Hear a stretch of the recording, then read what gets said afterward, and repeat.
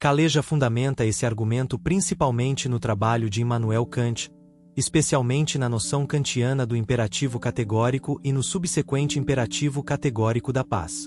A primeira formulação do imperativo categórico de Kant estabelece que devemos agir de acordo com uma máxima que seja universal, ou seja, devemos desejar para os outros aquilo que desejamos para nós mesmos. Dessa forma, isso pode ser interpretado como uma base filosófica para a não-violência e a justiça universal, pois, assim como desejamos segurança e justiça para nós, devemos igualmente desejar isso para os outros. James Page desenvolveu uma abordagem filosófica alternativa para a educação para a paz, identificando várias correntes éticas, como a ética da virtude, a ética consequencialista, a ética política conservadora, a ética estética e a ética do cuidado, como possíveis bases para a educação para a paz. Da mesma forma, cada uma dessas correntes pode ser vista como oferecendo uma base ética e filosófica para uma teoria geral da paz. Por exemplo, a paz pode ser considerada uma disposição que o indivíduo deve cultivar, ou seja, uma virtude. A paz pode ser entendida como a evitação da destruição promovida pela guerra e pela desigualdade social. A paz pode ser vista como a presença de estruturas sociais justas e estáveis, ou seja, como um fenômeno social. A paz pode ser considerada como um amor pelo mundo e pelo futuro, ou seja, uma disposição estética. E a paz pode ser vista como um cuidado com os indivíduos, ou seja, como uma ação moral. A noção de uma cultura de paz. A compreensão de que a paz vai além da simples ausência de conflito é fundamental para o surgimento da noção de uma cultura de paz, conceito que tem ganhado crescente atenção nas pesquisas sobre paz, especialmente no final do século XX e início do século XXI. Esta ideia estava implícita no mandato da Unesco, que reconheceu que, uma vez que as guerras se originam nas mentes humanas, a defesa contra a guerra deve ser estabelecida nas mentes dos indivíduos. Uma das expressões mais abrangentes dessa ideia foi formalizada na Resolução 53-243 da Assembleia Geral das Nações Unidas, a Declaração e Programa de Ação sobre uma Cultura de Paz, adotada por unanimidade em 13 de setembro de 1999. O documento descreve uma cultura de paz como um conjunto de valores, atitudes, tradições, comportamentos e modos de vida. O artigo 1 dessa resolução afirma que esses princípios devem ser baseados no respeito à vida, na erradicação da violência e na promoção da não-violência por meio da educação, do diálogo e da cooperação. Qualquer tentativa de desenvolver uma filosofia para uma cultura de paz é, sem dúvida, complexa. Um dos desafios é que o conflito é uma parte intrínseca da experiência humana e desempenha um papel importante na formação da cultura. Mesmo ao diferenciarmos o conflito violento do simples conflito social, isso não resolve o problema completamente, pois a cultura humana ainda depende de forma significativa do fenômeno da guerra. Uma solução mais abrangente seria aceitar que a guerra e a violência são de fato componentes importantes da experiência humana e da formação da cultura, e ao invés de negá-los, buscar e promover alternativas à guerra como um fator cultural motivador essencial para o esforço humano, como sugeriu William James em seu célebre ensaio sobre um equivalente moral da guerra. O direito à paz. Um tema crescente na teoria da paz é a ideia de que a paz deve ser considerada um direito humano. Existe uma lógica para entender a paz como um direito fundamental. O movimento moderno pelos direitos humanos surgiu, em grande parte, como uma resposta ao caos das guerras globais, com o consenso crescente de que o reconhecimento dos direitos humanos seria a melhor forma de estabelecer e manter a paz. O direito à paz pode ser identificado no artigo 3 da Declaração Universal dos Direitos Humanos, que trata do direito à vida, muitas vezes considerado o direito supremo. A partir desse direito à vida, pode-se argumentar que ele abrange também o direito à paz. Esse conceito foi mais tarde formalizado na Resolução 3373 da Assembleia Geral das Nações Unidas, a Declaração sobre a Preparação das Sociedades para a Vida em Paz, adotada em 15 de dezembro de 1978. Na Resolução 3911 da Assembleia Geral das Nações Unidas, a Declaração do Direito dos Povos do Mundo à Paz, adotada em 12 de novembro de 1984, e, mais recentemente, na Resolução 71189 da Assembleia Geral das Nações Unidas, a Declaração sobre o Direito à Paz, adotada em 19 de dezembro de 2016. Em uma conferência no Instituto Internacional de Direitos Humanos em 1970, Karel Vastek propôs a famosa classificação dos direitos humanos com base no lema da Revolução Francesa: Liberté, Égalité, Fraternité, liberdade, igualdade, fraternidade.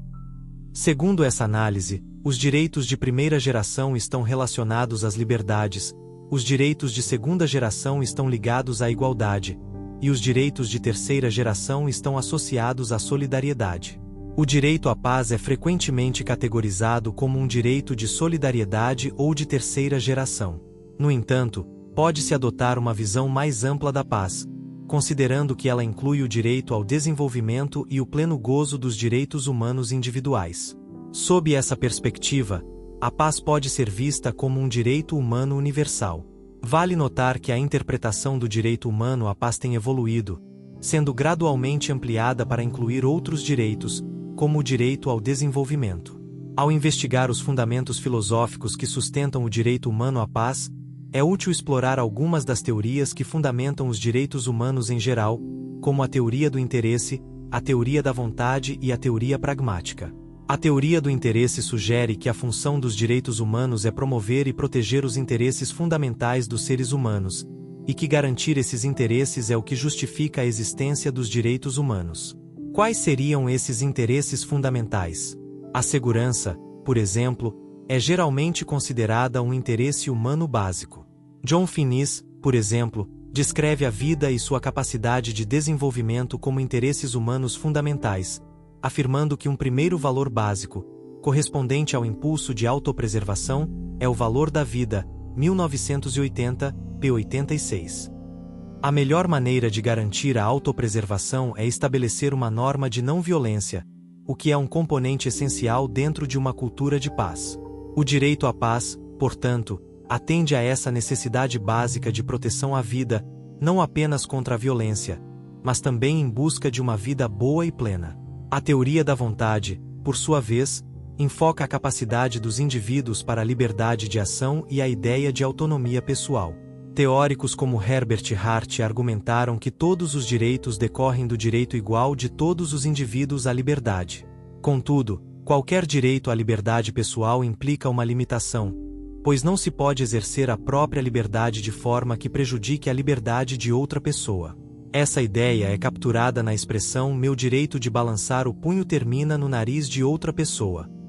Uma explicação para essa limitação é que, dentro da teoria da vontade, há uma defesa implícita do direito à paz, ou seja, o direito de não prejudicar ou causar dano aos outros.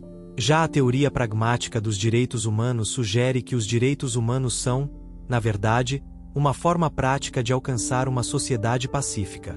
John Rawls, por exemplo, propôs que as leis das pessoas, em oposição às leis dos estados, representam um conjunto de ideais e princípios pelos quais pessoas de diferentes origens podem concordar sobre como suas ações devem ser governadas e avaliadas, criando assim as condições para a paz.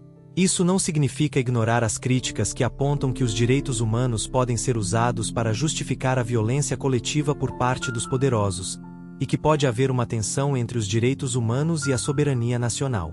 Paradoxalmente, a soberania nacional pode, por vezes, promover e garantir a paz, enquanto os direitos humanos podem ser empregados para justificar a violência.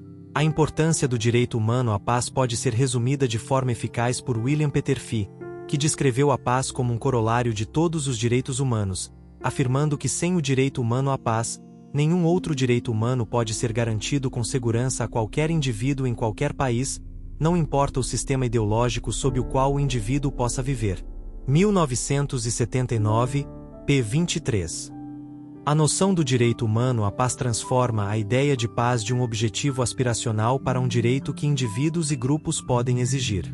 Além disso, essa concepção altera a responsabilidade daqueles em posições de poder, que deixam de ser vistos apenas como detentores da responsabilidade de garantir a paz para se tornarem obrigados a cumprir a expectativa de que proverão a paz. O problema da paz absoluta.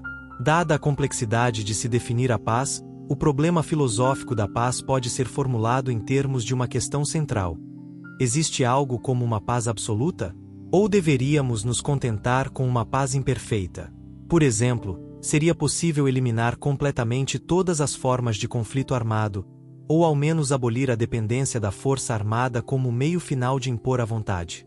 Da mesma forma, pode-se questionar: existe algo como uma cooperação e harmonia absolutas entre indivíduos e grupos, um senso absoluto de bem-estar dentro de cada ser humano e uma unidade absoluta com o ambiente externo? Uma possível solução filosófica para esse dilema é sugerir que sempre haverá uma dimensão aberta à paz.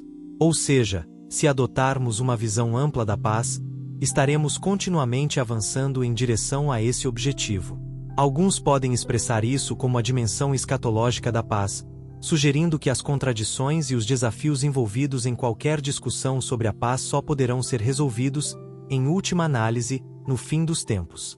No entanto, é importante observar que muitos teóricos da paz alertam que, ao afirmarmos que um certo resultado, como a paz, é inatingível, nossas ações tendem a tornar essa afirmação uma profecia autorrealizável.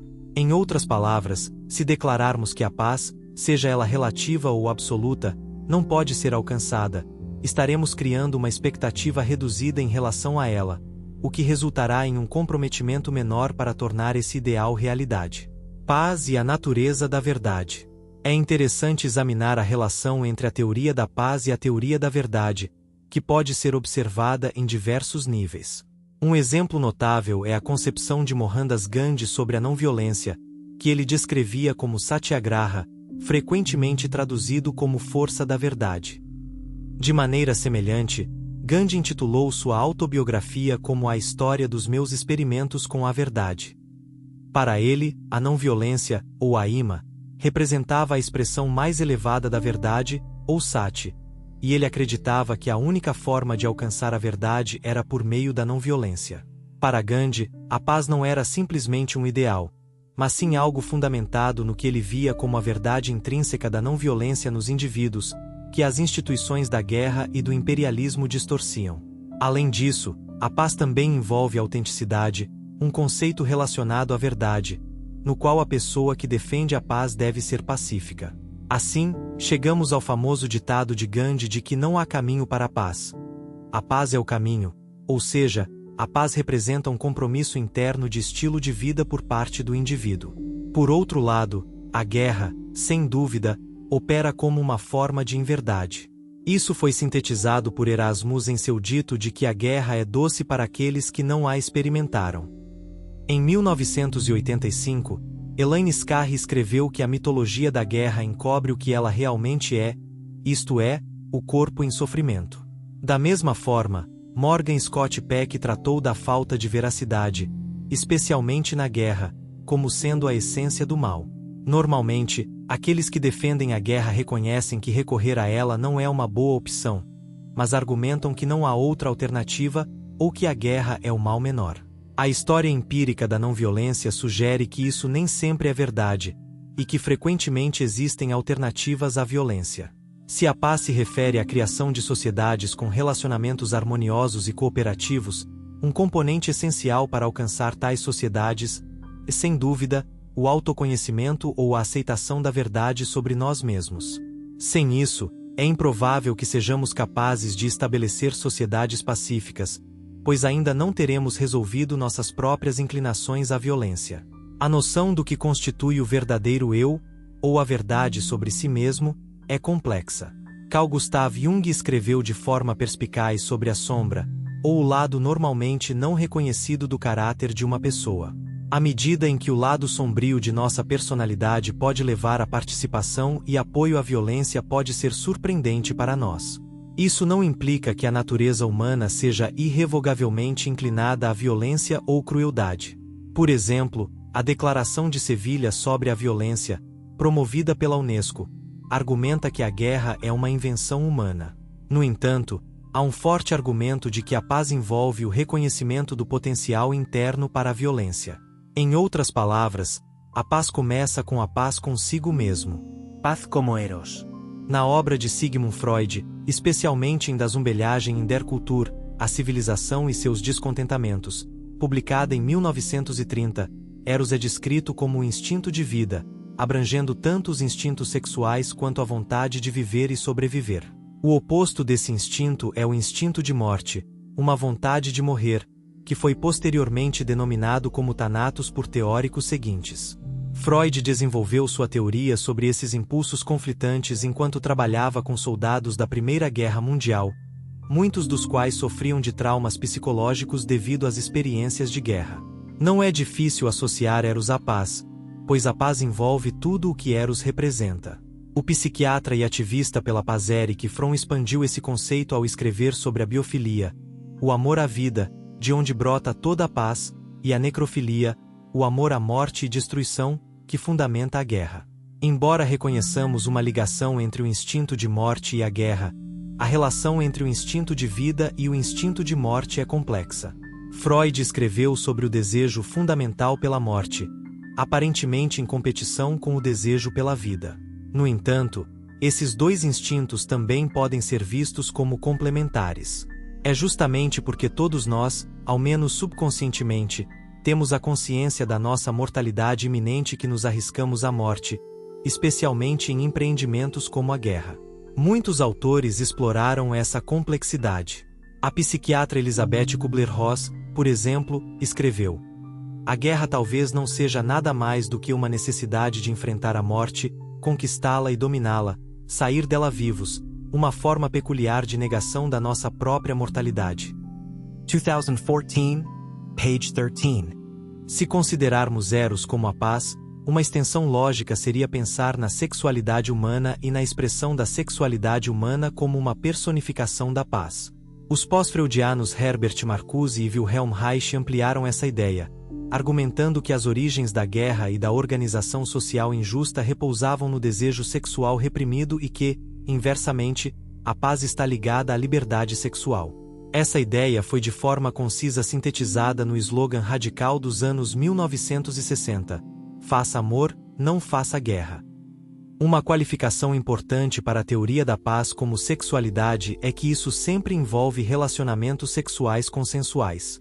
Muitos autores identificaram o estupro e outros tipos de relações sexuais exploratórias como componentes essenciais da guerra e das injustiças sociais. Paz, império e Estado. Ao refletir sobre uma filosofia da paz, o fenômeno do império apresenta um paradoxo para a teoria da paz. A criação de um império pode ser vista como a imposição de uma forma de paz. É comum, por exemplo, referir-se à Pax Romana como a paz estabelecida pelo Império Romano, e à Pax Britânica, Pax Soviética e Pax Americana, que se referem a períodos subsequentes de impérios. É verdade que dentro dos impérios, pode-se argumentar que não há guerra, pelo menos não no sentido convencional. No entanto, os críticos do imperialismo apontam que a violência é deslocada para as periferias do império. Há o problema da rivalidade entre impérios. E há também a questão de que os impérios frequentemente se envolvem na repressão violenta de minorias dentro de suas fronteiras. De forma semelhante, o fenômeno do Estado apresenta um paradoxo para a teoria da paz. O estabelecimento de um Estado estável geralmente implica que os cidadãos possam viver e trabalhar livres de violência, idealmente, pelo menos em estados democráticos, dentro de um sistema de justiça social. Contudo, como observou o sociólogo Max Weber, é da própria natureza do Estado que ele reivindique um monopólio sobre o uso legítimo da violência. O uso legítimo da violência se expressa de forma mais extrema no fenômeno da guerra. Assim, os anarcopacifistas argumentam que, para eliminar a guerra, é necessário eliminar o Estado, pelo menos na sua forma atual de Estado-nação. Uma filosofia existencialista da paz. O existencialismo pode ser definido filosoficamente como a visão de que a verdade não pode ser objetivada, mas sim vivenciada.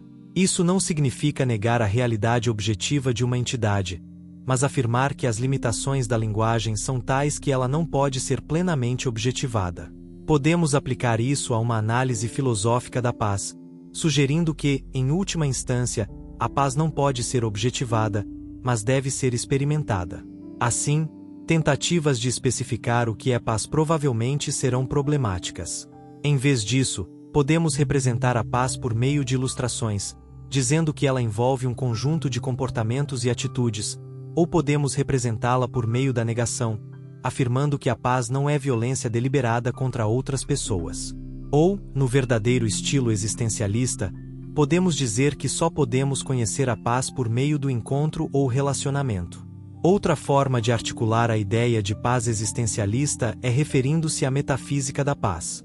O teólogo existencialista John Macquarie escreve: por um conceito metafísico, quero dizer um cujos limites não podem ser determinados com precisão, não porque nos falte informação, mas porque o próprio conceito acaba tendo tal profundidade e inesgotabilidade que, quanto mais o exploramos, mais vemos que algo mais ainda resta a ser explorado. 1973, p. 63. E continua: se a paz é fundamentalmente totalidade, e se a metafísica busca maximizar nossa percepção de totalidade e interrelação, então paz e metafísica podem estar mais intimamente ligadas do que às vezes se supõe. Enquanto, inversamente, a compreensão fragmentada da vida pode estar conectada com a fratura real da própria vida, uma fratura que é o oposto da paz. Mas as verdadeiras dimensões metafísicas da paz emergem porque até mesmo buscar uma totalidade para a vida humana nos leva a fazer perguntas que nos conduzem aos próprios limites da compreensão. O que é finalmente de valor? O que é real e o que é ilusório? Quais condições seriam necessárias para postular como tornando possível a realização da verdadeira paz? 1973, page 64. Descolonizar a paz. A teoria pós-colonial propõe, em termos gerais, que não apenas a história colonial global moldou o mundo como o conhecemos hoje, mas que as relações de poder implícitas no colonialismo também determinaram o pensamento contemporâneo. Assim, os marginalizados tendem a ser excluídos do pensamento contemporâneo. Alguns autores, como Vitória Fontaine, sugerem a necessidade de descolonizar a teoria da paz, levando em consideração a experiência cotidiana das pessoas comuns, transcendendo a teoria da paz liberal que assume a legitimidade do poder e a visão de que o norte global precisa salvar o sul global. Portanto, argumenta-se que o discurso sobre a paz precisa ser menos eurocêntrico. O ponto é que a narrativa da paz precisa ser transformada. A teoria pós-colonial da paz se cruza com muitas teorias feministas da paz, representadas por autoras como Elizabeth Bowden, Cynthia Enloe, Nell Noddings e Betty Reardon. É frequentemente sugerido por essas teóricas que uma perspectiva feminina ou maternal é essencialmente pessoal, atenciosa e voltada para a paz. O corolário disso é que uma perspectiva masculina tende a ser menos pessoal, menos atenciosa e mais voltada para a guerra.